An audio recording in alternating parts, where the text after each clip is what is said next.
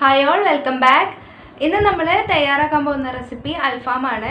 കടയിൽ നിന്ന് കിട്ടുന്ന അൽഫാമിൻ്റെ ടേസ്റ്റോട് കൂടിയിട്ട് നമുക്ക് വീട്ടിൽ തന്നെ തയ്യാറാക്കാം. ഓവനും ഗ്രില്ലും ഒന്നും യൂസ് ചെയ്യാതാണ് നമ്മളിത് തയ്യാറാക്കുന്നത്. എല്ലാ വീട്ടിലും ഇപ്പോൾ ഓവനും ഗ്രില്ലൊന്നും ഉണ്ടാവണമെന്നില്ല. അപ്പോൾ അവർക്കും നല്ല പെർഫെക്റ്റ് ആയിട്ട് തന്നെ അൽഫാം തയ്യാറാക്കി എടുക്കാൻ പറ്റും. നിങ്ങൾ ഈ വീഡിയോ മുഴുവനായിട്ട് കാണുക. എന്നിട്ട് ഇത് നിങ്ങൾക്ക് ഇഷ്ടമായാൽ നിങ്ങളിതൊന്ന് ട്രൈ ചെയ്ത് നോക്കണം. ട്രൈ ചെയ്തിട്ട് ഫീഡ്ബാക്ക് എന്നെ അറിയിക്കുക. പിന്നെ ഈ ചാനൽ ആദ്യമായിട്ട് കാണുന്നവരുണ്ടെങ്കിൽ സബ്സ്ക്രൈബ് ചെയ്യുക. അപ്പോൾ നമുക്ക് അൽഫാം എങ്ങനെ തയ്യാറാക്കുന്നത് നോക്കാം. അപ്പോൾ അൽഫാമിനായിട്ട് ഇതുപോലെ വലിയ ചിക്കൻ പീസാണ് എടുക്കേണ്ടത്. ഇത് ഞാൻ അതിൽ നിന്നും ഒരു ചെറിയ പീസ് മുറിച്ച് മാറ്റിയിട്ടുണ്ട്. ഇനി ഇത് നമ്മൾ ഒരു വെയിറ്റ് വെച്ചിട്ട് നന്നായിട്ടൊന്ന് ഇടിച്ചു കൊടുക്കുക. ഇങ്ങനെ ചെയ്യുന്നതിൻ്റെ ഉദ്ദേശം എന്താണെന്ന് വെച്ചാൽ ഇത് പെട്ടെന്ന് കുക്കായി കിട്ടാൻ വേണ്ടിയിട്ടാണ്. നമ്മളിത് പാനിൽ വെച്ചിട്ടല്ലേ ഉണ്ടാക്കുന്നത്. അപ്പോൾ എല്ലാ സൈഡും ഒരേപോലെ പെട്ടെന്ന് കുക്കായി കിട്ടാൻ വേണ്ടിയിട്ടാണ് നമ്മളിങ്ങനെ ചെയ്യുന്നത്. പിന്നെ നിങ്ങൾ അൽഫാം തയ്യാറാക്കുമ്പോൾ സ്കിന്ന് കളയാത്ത ചിക്കൻ എടുക്കാൻ നോക്കുക. അതാണ് കൂടുതൽ ടേസ്റ്റ്. ഇനിയിപ്പോൾ അത് ഇഷ്ടമല്ലെങ്കിൽ നിങ്ങൾ അങ്ങനെ ചെയ്യണമെന്നില്ല. ഇപ്പോൾ ഞാൻ സ്കിന്ന് കളഞ്ഞിട്ടുള്ള ചിക്കനാണ് എടുത്തിട്ടുള്ളത്. സ്കിൻ ഉണ്ടെങ്കിൽ ഒന്നും കൂടി ടേസ്റ്റ് ഉണ്ടാവും. ഇനി നമുക്ക് ഇതൊന്ന് മാരിനേറ്റ് ചെയ്തെടുക്കണം.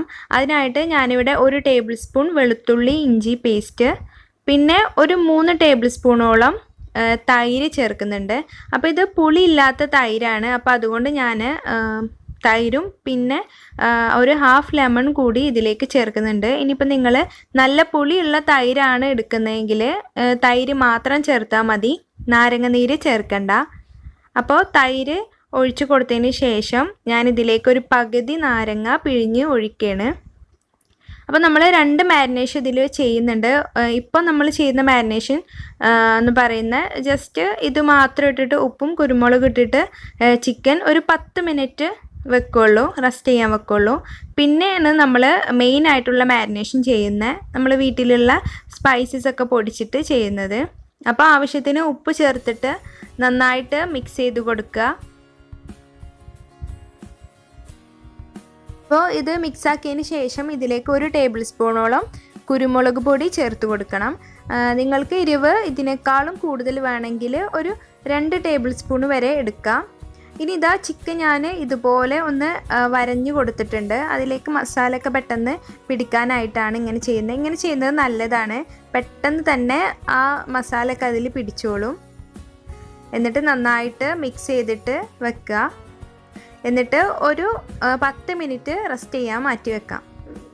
ഇനി നമുക്ക് ഇതിലേക്ക് വേണ്ടിയുള്ള മസാല തയ്യാറാക്കണം. ഇൻഗ്രീഡിയൻസിൻ്റെ മെഷർമെൻ്റൊക്കെ ഞാൻ ഡിസ്ക്രിപ്ഷൻ ബോക്സിൽ കൊടുത്തിട്ടുണ്ട്. അപ്പോൾ ഇതിലുള്ള സ്പൈസസ് നിങ്ങൾക്ക് മാറ്റാം. ഇപ്പം മല്ലി ഉണ്ടെങ്കിൽ നിങ്ങൾക്ക് മൊത്തം മല്ലിയും എടുക്കാം. ഇനി നമുക്ക് ഇതൊന്ന് ചൂടാക്കിയെടുക്കണം. അതിനായിട്ട് ഒരു പാൻ എടുക്കുക. അത് ചൂടായതിന് ശേഷം അതിലേക്ക് ഇതെല്ലാം കൂടി ഇട്ട് കൊടുക്കാം. അപ്പോൾ ഞാൻ പറഞ്ഞില്ലേ, ചിലവർക്ക് ഈ ചെറിയ ജീരകത്തിൻ്റെ ഫ്ലേവർ ഇഷ്ടമുണ്ടാവില്ല. അപ്പോൾ അതുകൊണ്ട് അത് ഒഴിവാക്കാം. പിന്നെ നിങ്ങളുടെ കയ്യിൽ മല്ലി ഉണ്ടെങ്കിൽ, മൊത്തമായിട്ടുള്ള മല്ലി ഉണ്ടെങ്കിൽ അത് ഈ ടൈമിൽ ചേർത്താൽ മതി. അപ്പോൾ എൻ്റെ കയ്യിൽ മൊത്തമായിട്ടുള്ള മല്ലി ഇല്ലാത്തത് കൊണ്ട് ഞാൻ മല്ലിപ്പൊടിയാണ് ഇതിലേക്ക് ചേർക്കുന്നത്. ഇനി ഇത് നമുക്ക് നന്നായിട്ടൊന്ന് വറുത്തെടുക്കണം. വറുത്തെടുത്തതിന് ശേഷം ഇതിൻ്റെ ചൂടൊക്കെ മാറിയിട്ട് നമുക്ക് മിക്സിയിലിട്ടിട്ട് പൊടിച്ചെടുക്കണം. അപ്പോൾ ഇതിവിടെ വറുത്തെടുത്തിട്ട് ഇനി ഇതൊന്ന് പൊടിച്ചെടുക്കണം. നല്ല ഫൈൻ പൗഡർ ആക്കിയിട്ട് തന്നെ നമുക്കിത് പൊടിച്ചെടുക്കാം.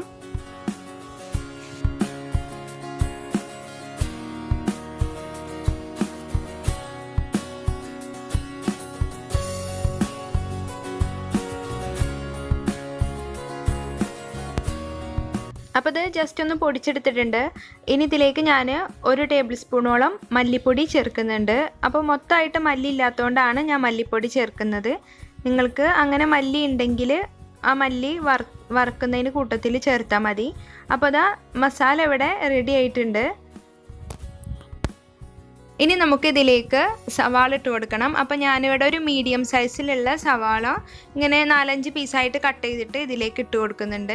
പിന്നെ 2 അല്ലി വെളുത്തുള്ളി, ഒരു പച്ചമുളക്, പിന്നെ കുറച്ച് മല്ലിയില കൂടി നമുക്ക് ഇതിലേക്ക് ഇട്ട് കൊടുക്കുക. എന്നിട്ട് നല്ല പേസ്റ്റ് ആക്കിയിട്ട് ഇത് മാറ്റുക.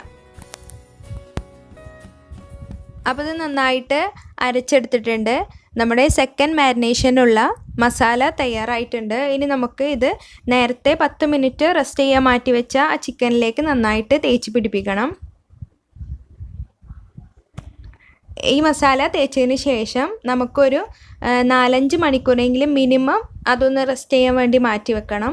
ഇതിപ്പോൾ ഞാൻ ഒരു ഉച്ചയുടെ സമയത്താണ് ഇത് ഞാൻ ചെയ്യുന്നത്. എന്നിട്ട് ഞാൻ രാത്രിയാണ് ഇത് ഫ്രൈ ചെയ്തെടുക്കുന്നത്.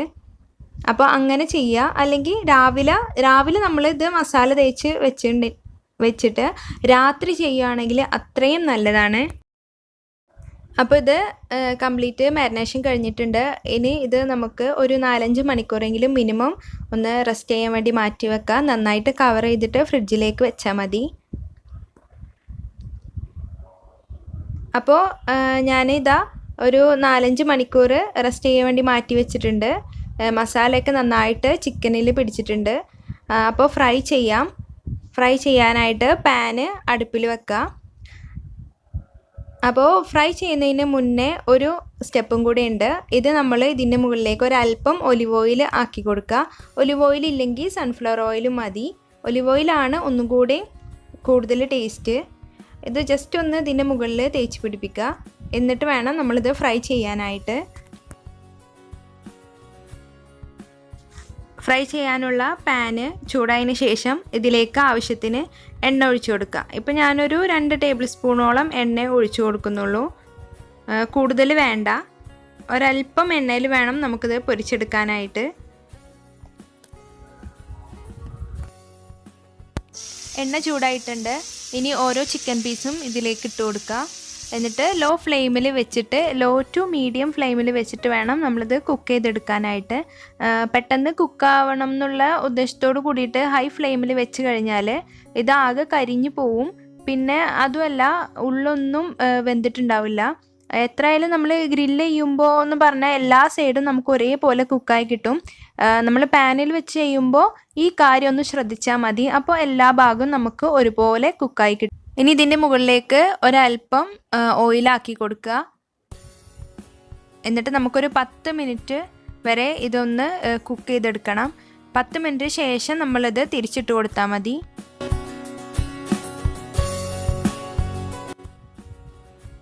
അപ്പോൾ ഇത് ഞാൻ തിരിച്ചിട്ട് കൊടുത്തിട്ടുണ്ട്. ഏകദേശം ഒരു 10 മിനിറ്റ് ഞാൻ ഒരു സൈഡ് ലോ ഫ്ലെയിമിൽ വെച്ചിട്ട് കുക്ക് ചെയ്ത് പിന്നെ തിരിച്ചിട്ടിട്ട് ഒരു 10 മിനിറ്റോളം നമുക്ക് ഒന്ന് കുക്ക് ചെയ്തെടുക്കണം.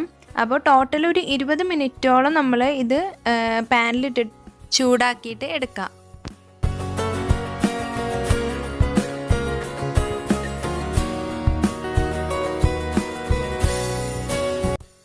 ഇനി ഇതിൻ്റെ മുകളിലേക്ക് ഒരല്പം നാരങ്ങൻ്റെ നീര് ആക്കി കൊടുക്കുക.